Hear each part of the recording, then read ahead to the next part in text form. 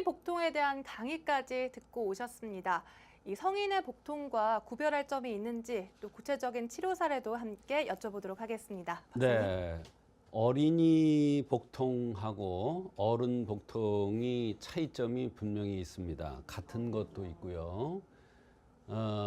어르신들의 경우에는 아이들보다 스트레스에 의한 것이 더 많습니다.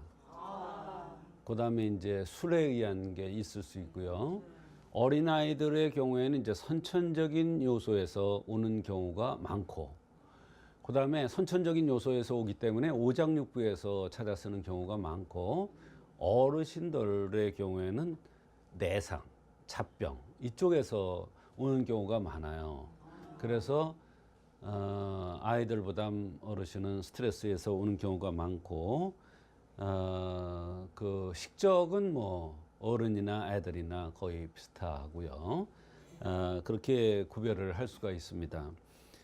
그런데 이제 어린이 복통의 특이한 것 중에 하나가 선천허약으로 오는 게 있어요. 근데 이 복통 환자가 굉장히 많습니다. 그러니까 어린아이가 선천적으로 몸이 허약해서 오는 복통이 많다. 근데 이게 소곤중탕이라는 약을 쓰는데 거기에다 이제 가감방을 해서 가감을 해서 씁니다. 근데 어떤 때 이 소곤중탕을 구별을 잘 못해서 쓰면은 쫙쫙 설사를 합니다. 정말 좋은 약인데요. 이거를 잘못 판단해서 쓰면 설사를 쫙쫙 할 경우가 있어요. 그거는 잘못된 진단을 한 겁니다. 그러나 정말로 선천적으로 몸이 허약해서 오는 복통이라면 아주 소곤중탕이 잘 듣는데요. 그럴 때는 그 아이가 특징적으로 단 것을 좋아합니다. 엿 같은 거, 사탕 같은 거를 좋아하는데 그런 걸 좋아하는 아이들 보면 대개 허약해서 오는 경우가 많습니다. 자, 직접 치료한 사례를 말씀을 드리겠는데요. 12살짜리 어린 여자아이가 왔는데 배가 자꾸 아프다고 그런답니다. 근데 12살이면 한참 얼굴에 대해서, 미에 대해서 관심이 있을 나이인데 탁 들어왔는데 보니까 입술이 두툼하면서 입을 벌리고 있더라고요. 그래서 이것은 비장이 허해서 복통이 온 것이구나 생각하고 보비탕을 투여하였는데 배가 아프다는 게 줄어들었고, 이 학생이, 이 여자 어린이가 냉같이 이렇게 분비물이 많이 나왔었는데 이것도 줄어들었어요. 사실 보비탕이라는 것과 냉대하라는 것은 전혀 관련이 없어 보입니다. 하나는 위장약이고 냉대하는 자궁에 대한 얘기인데 전혀 관련이 없어 보이는데 이 약을 먹고 냉대하가 줄어들고 속옷이 깨끗해졌다는 거예요. 네, 박사님 말씀을 들어보니까 이렇게 어린아이가 입을 벌리고 있는 것도 진단 시 중요한 요소가 되는 거군요. 그렇습니다. 한의학에서는 얼굴에 생긴 모습뿐만 아니라 눈, 코, 입, 귀에 생긴 모습 또는 귀가 요거 안 움직이죠. 네. 코도 안 움직이죠. 네. 입하고 눈은 움직이죠. 네. 근데 요 귀가 움직이는 사람이 있어요. 또 요 콧구멍이 벌렁벌렁 하는 사람이 있어요. 분명히 요거는 안 움직이는 건데 요런 상황까지 보는 거예요. 그러니까 입술이 얇으냐 두툼하냐 또는 입을 야물게 다물고 있느냐 입을 살짝 벌리고 있느냐 이런 거에 따라서 다르게 해석을 하는데, 입술이 야무지게 입술을 다물고 있는 사람들이 사실은 정상이고 건강한 겁니다. 근데 입술을 약간 벌리고 있는 사람 보면 쉽게 피로를 느끼고 소화도 잘 안 되고 위장 장애가 잘 나타납니다. 그것은 비장이 허해서 그런 것인데, 이 비장이 허한 것을 좋게 해주는 보비탕이라는 약을 썼더니 전신이 다 좋아지면서 배 아픈 경우가 줄어드는 그런 경우가 있었습니다. 어른들보다 아이들 진료 시에는 생긴 모습을 아주 중요시 여깁니다. 어른들은 꿈이죠. 마음도 바꿀 수도 있어요. 표정도 감출 수도 있어요.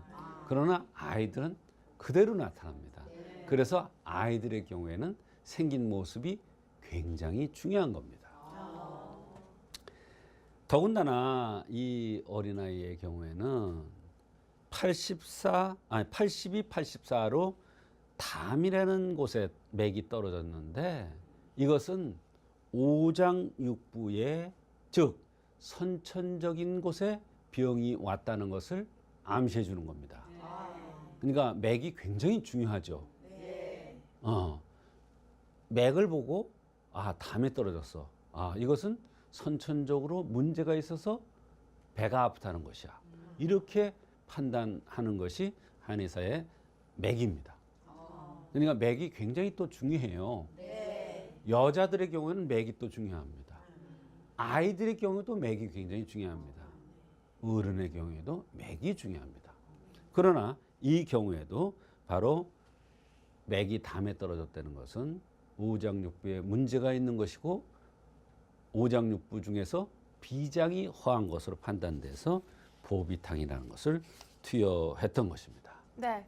평소 입을 잘 벌리고 있고 또 비장이 약한 아이의 치료 사례 만나보고 계신데요. 그 밖에 또 생활 속 불편함들 어떤 것들이 있었나요, 박사님? 네. 불편하다고 호소하는 것이 참으로 많았어요. 배가 아프다는 거 이외에 어지럽다고 그러면서 자꾸 들어놓습니다. 또 다리가 아프다는 얘기를 자주 합니다. 또 접질리는 관절을 접질리는 이런 현상도 있고 관절 부위에 아토피 같이 피부가 좋지 않고 거칠거칠했습니다. 잠잘 때 침을 흘리고 입안이 잘 흘리고 속옷이 지저분해서 어린아이인데 자꾸 속옷을 갈아입으려고 했다고 했습니다. 코가 항상 막혀 있고 등등 참으로 다양한 불편함을 호소했습니다. 특히 비가 허했는데 비장이 허한데 코가 막힌다. 이 산근은 위장에 속하고 코끝 요 요 코끝은 비위에 속합니다. 그래서 코를 비위로 보기도 해요. 그러니까 비장을 좋게 해주니까 코 막히는 게 좋아질 수밖에 없죠. 그런 이와 같이 같은 알레르기 비염이라도 생긴 모습에 따라서 다르게 치료합니다. 이 어린이가 코가 항상 막혀 있다는 것은 비장이 허해서 나타났던 현상이라는 것을 알 수가 있는 것이죠. 네. 12살밖에 되지 않았는데 이렇게 질염 같은 생식기 질환이 있을 것 같지는 않고 그렇다면 몸이 허해서 이런 분비물이 나올 수가 있나요? 말씀하신 대로 어린아이들이 무슨 균이 생식기에 있을 리가 없죠. 그러니까 이것은 다른 원인인데 이 한의학에는 이런 이론이 있습니다. 음식을 먹은 것이 사지팔달이나 기욱이나 오장육부에 제대로 가지 못하고 거꾸로 흘러내리는 것이 냉대야처럼 나올 수 있다. 이런 이론이 있습니다. 그래서 이 어린이가 냉같이 분비물이 많은 것은 바로 비위에서 진액을 제 곳으로 오장육부라든지 피부라든지 골관절이라든지 이런 데 다 보내줘야 되는데 그런 힘이 없으니까 바로 그냥 흘러나왔던 것이 냉처럼 보였는데 보비탕이라는 약을 비장을 든든하게 해주는 약을 쓰니까 그게 줄어들었던 것입니다.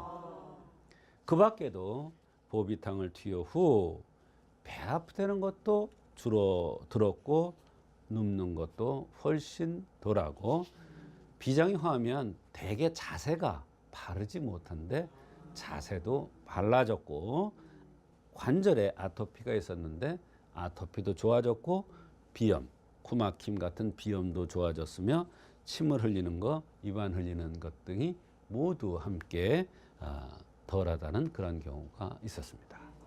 네, 이렇게 비장을 보호해서 아토피와 복통까지 좋아진 사례 만나보셨습니다. 이제 어린이 복통의 또 다른 사례 어떤 것들이 있나요, 박사님? 혈색이 안 좋아 보이는 5살 여자 어린이가 배가 아프고 가스가 찰다고 하면서 내원했습니다. 5살이면 한참 이쁘고 얼굴 때깔이 좋아야 되는데 화색이 좋지가 않아요. 얼굴 때깔이 안 좋아요. 이거는 뭔가 문제가 있는 겁니다. 1년에 한 번씩 소변에서 피가 조금씩 나온 적도 있다고 했습니다. 그래서 소변이 붉게도 나온다고 했는데요. 지금 얘기했듯이 바로 어린아이들이 소변에서 피가 조금씩 나온다는 것은 사실은 큰 병입니다. 큰 병으로 보입니다. 그러나 사실은 몸이 허약할 경우에 피를 수렴하지 못해서 나오는 경우도 있습니다. 어린아이들의 경우는 바로 그런 건데요. 이 어린이가 바로 거기에 해당되는 경우였었어요. 음식을 조금만 먹어도 배가 빵빵하고 멍이 잘 들면서 다리가 아프다는 등 다양한 불편을 호소했는데 혈뇨에서는 소곤중탕 가미방을 투여했더니 좋아진 경우가 있습니다. 네, 어린아이인데 정말 5살밖에 되지 않았는데 이렇게 안색이 좋지 않았다고 하니까 믿기지가 않는데요. 그렇습니다. 게다가 혈뇨까지 비쳤다고 하니까 정말 심각했던 증상인 것 같아요. 맞습니다. 자라는 아이들은 혈색이 아주 좋죠. 소위 말하는 때깔이 좋은데요. 혈색이 좋지 않은 것은 몸이 선천적으로 허약하다는 것을 암시하는 것입니다. 이것은 처방을 선택하는데도 많은 참고가 됩니다. 소변에서 피가 비치는 것도 사실은 처음에 대할 때는 아주 심각했을 겁니다. 몸에서 피가 새는 경우는 이것을 우선적으로 치료해야 된다는 한의학 이론이 있습니다. 소곤중탕은 어린아이들이 허약해서 복통이 잘 나타나는 경우에 자주 응용되는 처방입니다만 이 처방이 혈과 관련된 토혈이라든지 구열이라는 것은 이제 구토하면서 이렇게 나오는 피가 나오는 거예요. 이와 같이 소변으로 피가 조금 샌다든지 이러한 경우에 소곤중탕에다가 황련이나 이런 심장을 좋게 하는 약을 함께 해서 치료하는 경우도 있습니다. 이 어린이 경우도 이 약을 복용하고 소변으로 피가 나오는 것이 거의 없어졌으며 배가 아프거나 음식을 먹으면 배가 빵빵하고 가스가 차는 증상도 개선되었고 무엇보다도 혈색이 아주 좋아졌습니다. 말하자면 어린이가 소변으로 피가 나오는 것은 큰 병이 아니라 몸이 허약해서 일시적으로 나타났던 현상입니다. 몸을 보호해주니까 지혈시킨 게 아니라 몸을 보호해줬더니 소변에서 피가 나오는 것이 저절로 없어졌던 그러한 경우가 있었습니다. 네, 정말 부모님께서도 걱정이 이만저만이 아니셨을 것 같은데요. 그 치료 원리 좀 더 자세히 설명 부탁드릴게요. 어린아이가 소변에서 피가 나온다니 부모님들 걱정이 이만저만 아니었겠죠. 내 자신이 피가 나와도 걱정일 텐데 우리 자식이 그렇다 그러면 얼마나 놀랬겠습니까?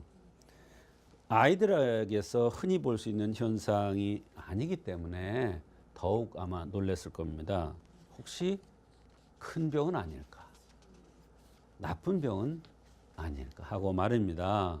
그러나 아이는 큰 병이 없고 잘하느냐고 아픈 것이므로 혈색이 나쁜 것은 몸이 허약해서 나타났던 그런 현상으로 확신하고 어린이가 허약해서 배가 아프고 소변에서 피가 나왔고 안색이 좋지 않았다는 이러한 관점을 여러 가지 생각해서 허약해서 나타나는 모든 현상으로 보고 소곤중탕을 투여한 것입니다. 무슨 약을 투여하건 음식을 조절하건 간에 얼굴색이 좋아진다는 것은 전신의 건강이 좋아져서 모든 기능이 제자리를 찾아가고 잘 운행된다는 것을 암시해 주는 것입니다. 반대로 불편한 증상이 해소되었는데도 안색이 점점 나빠진다는 것은 바로 병이 점점 깊어지는 것이고 위험한 지경에 이를 수도 있는 것입니다.